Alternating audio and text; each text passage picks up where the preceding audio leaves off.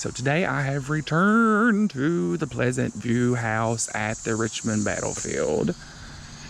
I'm gonna do a little outside walk around the house. I'm pretty excited to get to come back. There's a big old groundhog knows I'm coming. I'm pretty excited to get to be back out here and go inside. And it's always nice to have friends working places. They tell you things.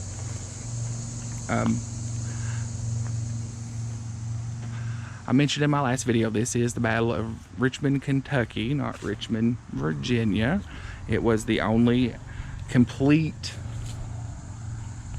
and decisive victory that the Confederates had during the war. This house was built in the 1820s. I can't remember the exact year she told me, but it has been built onto, and I think since then 5 families have lived here. The family that lived here during the battle had only lived here about 10 years when the battle took place. They had bought the house from another family. And they only lived here for about another 8 years after the battle. They up and moved to Oklahoma.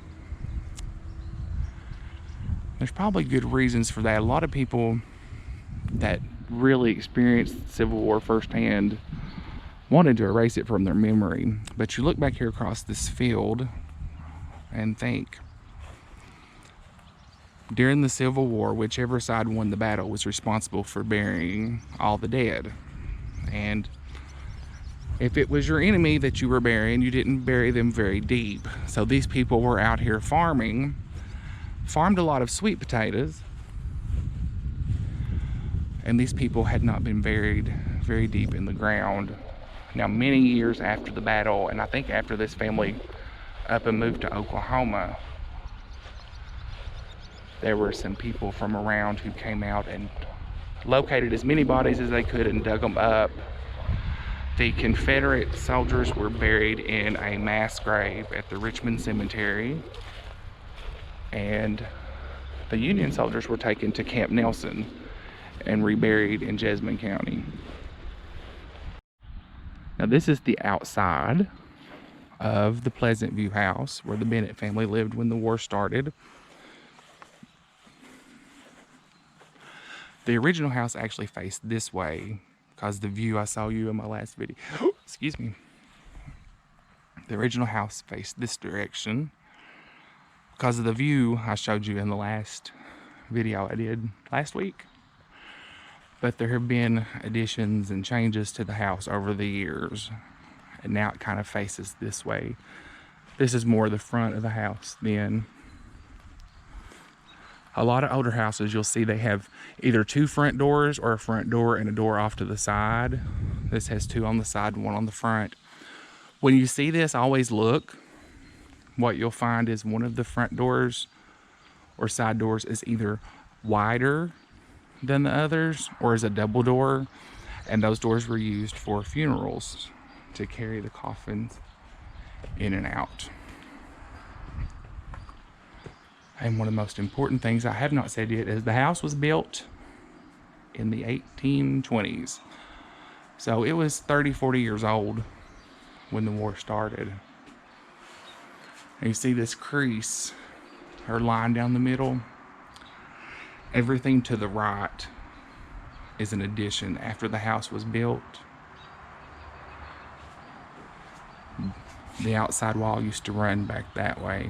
And you'll see upstairs in a few minutes when we walk into one of the bedroom doors, you can tell that it used to be a window. And while that's significant, I don't know if you can see that smoke off in the distance, but I thought I would point out that that is the Bluegrass Army Depot over there, and they are exploding old munitions today. So if you hear a big bang, and you probably will, that's what it is, and that's where the smoke's coming from. But this is the Barnett family cemetery, and that's the family who lived over there in the Pleasant View house when the battle took place. They actually had to run out the back door when the fighting started and run to what's called the Palmer house, which is back in that way. It's now in the middle of a subdivision and is the like clubhouse, whatever you call it, for the country club. Now, when the county took over the battlefield property and turned it into a park, they had to restore the graves up here in the family cemetery. And what's really interesting about this cemetery is not only is the Barnett family buried here, but so were their slaves. On the sign it says servants, but they were slaves. There's no sense in sugarcoating it. And that's something you really didn't see, was slaves being buried with the family or in the family cemetery. That's kind of unique. As you can tell, it's hard to read the headstones because they're so old and have lichens grown over them.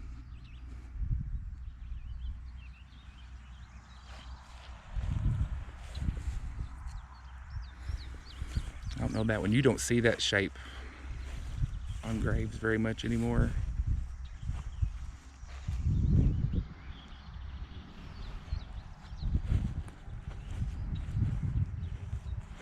Go over here and look at these real quick.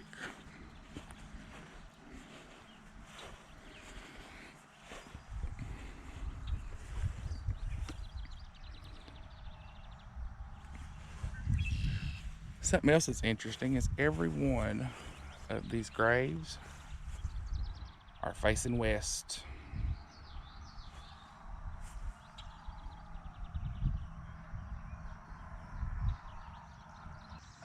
Now this grave here belongs to a lady named Betsy Hurd, and she and her husband owned this property after the war. She's buried up here by herself.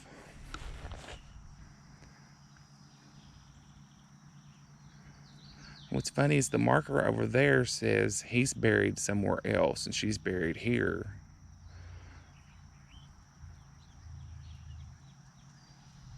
I don't know. His name's on it.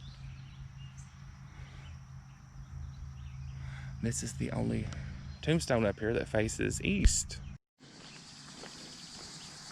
Now I'm walking back toward the house from the cemetery.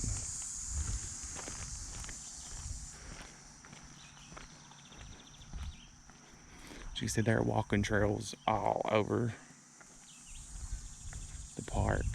And along the trails are different sites of things that happened during the battle. And there are a lot of markers that were placed here from different states that have the names of the people who died in the battle.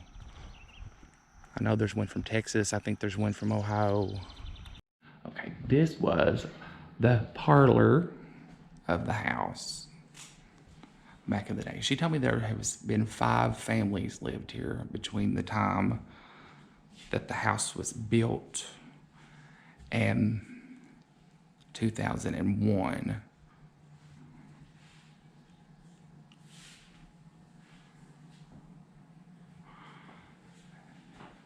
Y'all know who that is. One day I want to do a Lincoln video, and I want a tour of all the Lincoln sites around Kentucky because there's a bunch.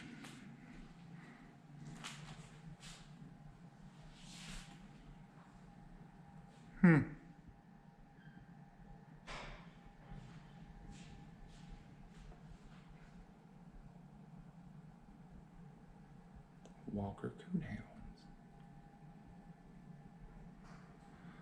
That's interesting. I had 2 teachers in school who were Maupins. I bet they're related.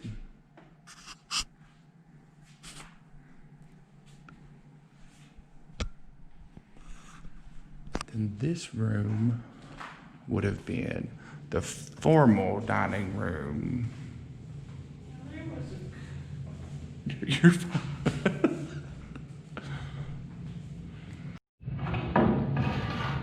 Oh, wow.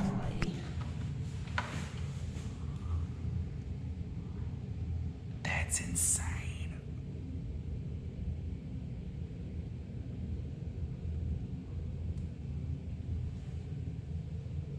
Now that cost a fortune back when they bought it, didn't it? New York.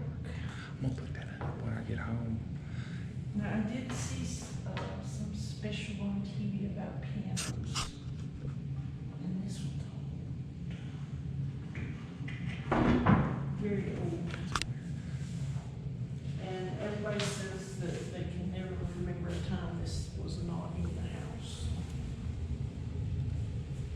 That's insane. And then they think maybe this was an informal dining room, which makes a lot of sense. You can sure tell how that stairs worn down. They have been a lot of feet come down through there. So I was told I can just wander around by myself. Which is weird because the person who told me that actually knows me, so she should know better. These are the different states that had troops in the battle. And I'm gonna stand right here for a second because the air conditioner feels really good. I don't even know where it's coming from. That lamp's kind of cool.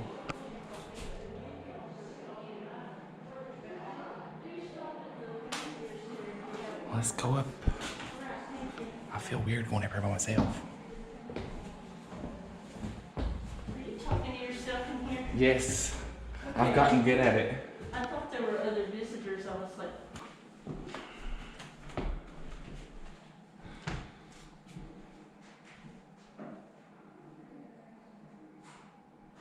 That's an odd looking flag.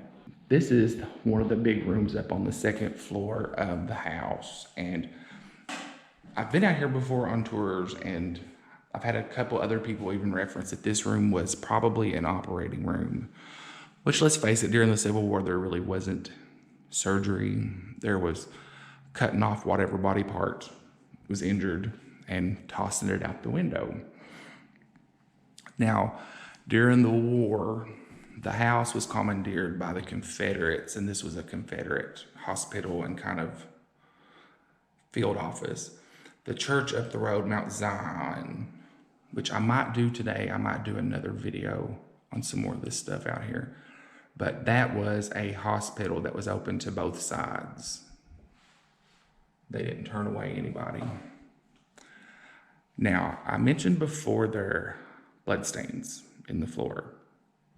Here's what I'm going to show you. This here, this is a blood stain in the floor. They know this for a fact because this notch was taken out of the floor and a DNA test was run. So it is human blood. That doesn't really prove, where it came from or when it happened to be there, but you can do the math. Now, here's another interesting, these haven't been proven or backed up, but if you read anything about Civil War, you know anything about the Civil Wars, you know when they did these amputations, they basically did all the amputations by the window so they'd have the light and so they could toss the limbs out the window. Over here in front of this window is this massive stain, which in places has the same color as that other one, and there's been DNA testing on it. I don't know what the results of that was. And here what looks like a bucket stain on the floor. And there's another one of these over here.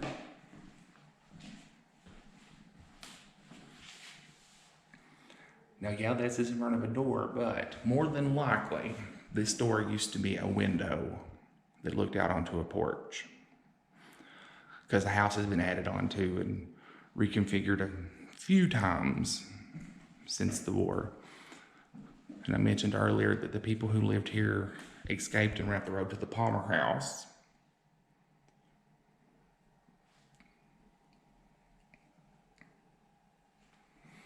Now, an interesting thing about the people who lived here, there's not a whole lot known about them or the house. The walls of the house, all the walls are either 3 or 5 bricks thick. And there are these big fancy fireplaces and some other features that would make you think these people had some money. They weren't extremely wealthy. They did have slaves, obviously, but they weren't really, really rich. They were very comfortable, is I guess how I would sum it up.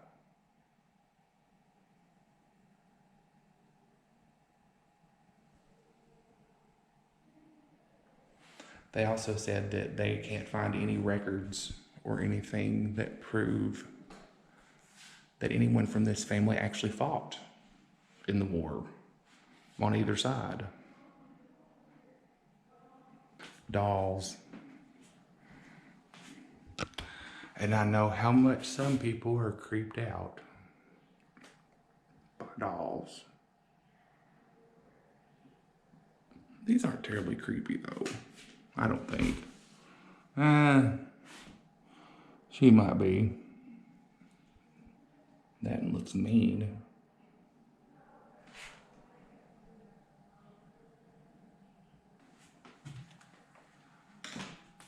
Oh. Now my friend Janet who works here, she sits up here and weaves on this loom.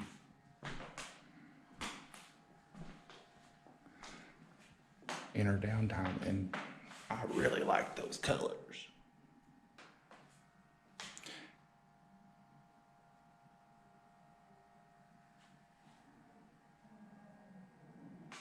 That's a spinning wheel.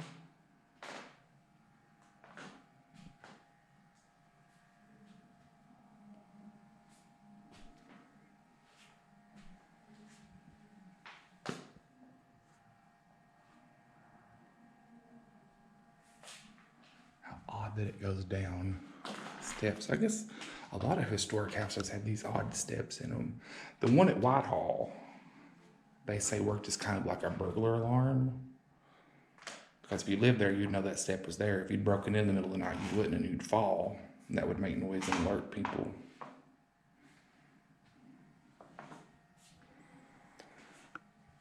I have no idea what some of this is, but that don't look fun. Oh, I want those green socks. I take the black ones too, but I want the green ones. What is that? A belt or something?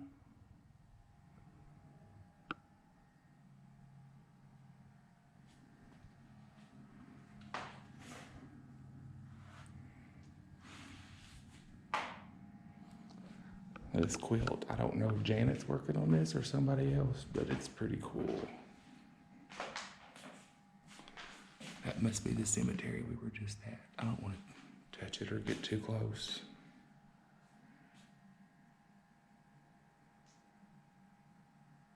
Now she told me I can go in here. I don't. It feels a little odd. Ooh. Okay, this is like a prop room.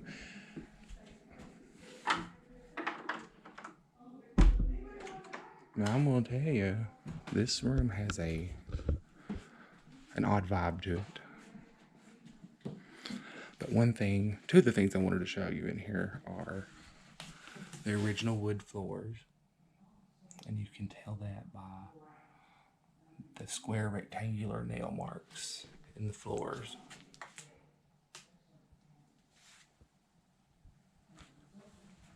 And the fireplace.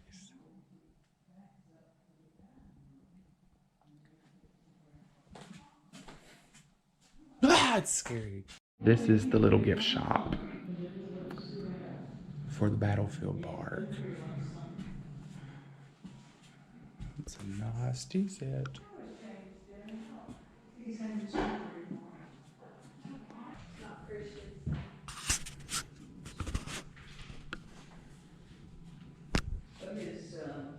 girlfriend's picking him up this afternoon. They're going over, they're going to spend the night. Now this is the basement of the house. This, I'm assuming, is not a part of the regular tour, but you can see the stonework and the foundation for this thing. I was just making a comment how many rocks it took just to put a foundation under this house. This was a huge fireplace back here that's been bricked up, and it was probably used to help heat the whole house. Similar to like if you've been to the Whitehall mansion, which maybe I'll get to do a video on, but if you've been to Whitehall, you know they had central heat basically from a big fireplace in the basement. Look at those rocks. Now what's really cool is the beams and everything are original. You can see the axe marks where they were hand hewn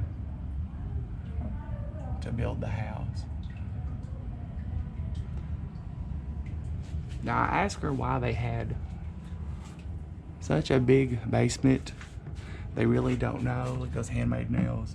They really don't know why they had such a big basement, but she did say this family, their farm grew a lot of sweet potatoes, of all things.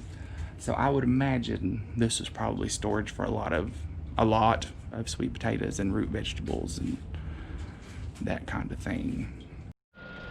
This is the slave quarters from the outside. There used to be, like I said, 2 more kind of up through here.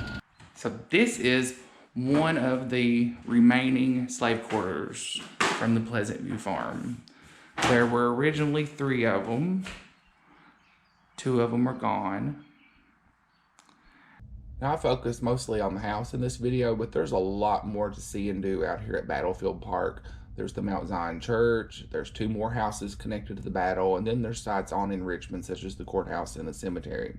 So if you'd like more information about the Battle of Richmond or Battlefield Park, you can go to www.battleofrichmond.org. And as always, know that I appreciate you watching. Like and subscribe if you want to, and I will talk to you later.